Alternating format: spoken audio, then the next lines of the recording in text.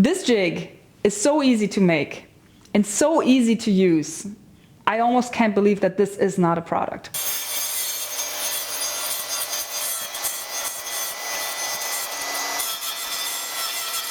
As you know, right now I'm working on building every single piece of furniture for our new house, and somewhere here is a playlist where you can check what I've done so far. And this week I stumbled upon a very, very interesting problem that I could not find a good solution for, so I had to make something up. And I thought, let's just share it with you because I think this trick can be super, super handy. Here's what happened. I was building a side table and I want the side table to have some kind of storage feature that deals with the day-to-day clutter, keys, sunglasses, letters, whatever.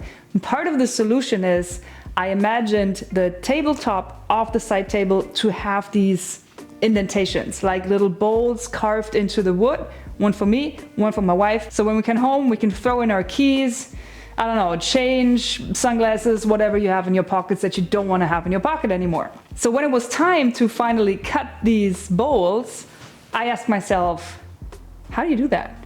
And I thought there's probably a router jig or something that I can build. So I started to Google solutions, and yes, there are router jigs that let you cut bowls with your router. Even though these jigs look super cool, they're complicated, and I didn't want to commit the time, so I wanted something that I can almost do instantly. And then it hit me and I realized I only need a pivot point in order to cut a bowl if I, instead of my router, use my track saw, because the saw blade is round. And my idea works like this. The added hole gives you a fixed center point that the saw blade moves around but never cuts into. So the center stays intact until your cuts are done. And that makes the process very safe and super accurate. You can modify the size and shape of your bowl by how much travel you allow your saw to have and how deep you set your blade. And at the end, you are left with this little center schnupsy, and then you can just cut or chisel this off and you're done. I cannot believe this works. Why does this work? Why is it so easy? I only had to add one little hole to my existing equipment and it's done. But before you say anything, I can already hear the comments. I don't want to cut my expensive Festool track in half. By the way, this works with any track saw. It actually works with any saw that you can lower. And if you build the track yourself, you don't have to compromise your existing track. So let's build a track. It will be so easy. I'm guessing this will take less than 5 minutes, 10 minutes max. Let's say 7.5 minutes. And I think I can build it just from scraps. Here we go.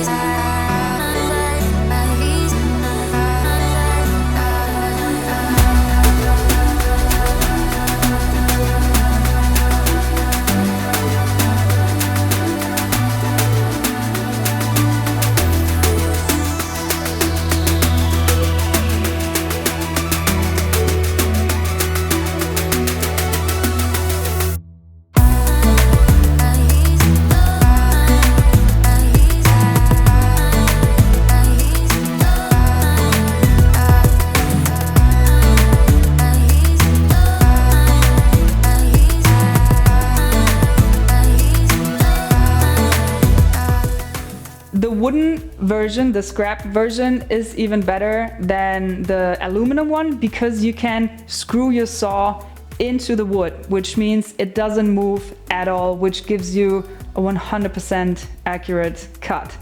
And yes, it did feel a little weird to cut my expensive track in half. But sometimes you kind of need that commitment at this point of no return, right? At least I do. Anyways, long story short, this jig is so easy to make and so easy to use. I almost can't believe that this is not a product. Why is this not a product? Or is it? Let me know in the comments. I tried to Google it. I couldn't find anything that works like this. Please, if you're cutting a bowl, like forget the CNC, forget the router, try this. It's so easy, it's so fun, so rewarding, and so cheap to make. Anyways, this was a very nerdy video, I know, and I'll be back to furniture next week, but I thought it's worth to make a video about it. If any of you have that problem, you want to cut a quick bowl, you don't know how, I just wanted to provide the solution. Okay. Next week, I'm going to show you the side table. It's almost done and I'm very, very happy with it. It's standing right there. I'm super pumped and it has some really nice design and functional features, so I cannot wait to show you this. Oh, and one more thing. There's no sponsor for this week. So I'm asking you, if you want to support me and my work, please head over to Patreon. I have a little bit of bonus content there, but it's mostly about the community and it's mostly a way, if you find something useful in these videos, to just support my work and make it a little bit easier for me to produce these videos and to keep going. And, you know, it's really nice to feel the support of the community. So head over to patreon.com. There should be a link somewhere here. There are awesome people there. And I want to thank everybody who's already supporting me there. All right, I'll see you next week with a new video. Bye.